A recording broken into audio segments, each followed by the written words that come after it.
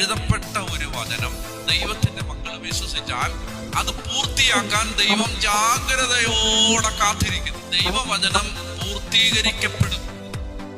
വചനം വെറുതെ പോവില്ല. വചനത്തിന് അങ്ങനെ വെറുതെ പോവാൻ പറ്റില്ല. അതുകൊണ്ടൊരു വചനം വായിക്കാം. യെശയ്യാ 55:10 മുതൽ വായിക്കാം. മഴയും മഞ്ഞും ആകാശത്ത് നിന്നും വരുന്നു, അങ്ങോട്ട് തിരികെ മടങ്ങാതെ ഭൂമിയെ നനയ്ക്കുന്നു. അത് സസ്യങ്ങൾ മുളപ്പിച്ച് ഫലം നൽകി, വിതയ്ക്കാൻ വിത്തും ഭക്ഷിക്കാൻ ആഹാരവും ലഭ്യമാക്കുന്നു.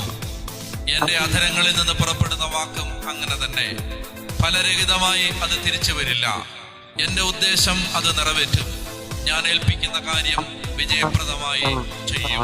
മാറ്റമില്ലാത്ത ദൈവത്തിന്റെ സനാതന വചനം പറയുന്നു, മഴയും മഞ്ഞും ആകാശത്തു നിന്നും വരുന്നു, അങ്ങോട്ട് തിരികെ മടങ്ങാതെ. മഴയും മഞ്ഞും ആകാശത്തു നിന്നും വരുന്നു, അതങ്ങോട്ട് തിരികെ മടങ്ങാതെ ഭൂമിയെ നനയ്ക്കുന്നു. വിതയ്ക്കാൻ വിത്തും ഭക്ഷിക്കാൻ ആഹാരവും ലഭ്യമാക്കുന്നു. എന്റെ അധരങ്ങളിൽ നിന്ന് പുറപ്പെടുന്ന വാക്കും അങ്ങനെ തന്നെ. അത് ഉന്നതത്തിൽ നിന്ന് വരുന്നു, ഈ ഭൂമിയിൽ അത് വ്യാപരിക്കുന്നു. ഇവിടെ അത് ഫലമുളവാക്കുന്നു, ഇവിടെ അത് വിത്തുണ്ടാക്കുന്നു, ചോറുണ്ടാക്കുന്നു, ഇവിടെ അത് ഫലമുണ്ടാക്കുന്നു. വചനം പറയുകയാണ്, എന്റെ അധരങ്ങളിൽ നിന്ന് പുറപ്പെടുന്ന വാക്കും അങ്ങനെ തന്നെ. ഫലരഹിതമായി അത് തിരിച്ചു വരില്ല. വിശ്വസിക്കുന്നവരെ രാമേ പറഞ്ഞു, ഫലരഹിതമായി അത് തിരിച്ചു വരില്ല. ഫലരഹിതമായി അത് തിരിച്ചു വരില്ല.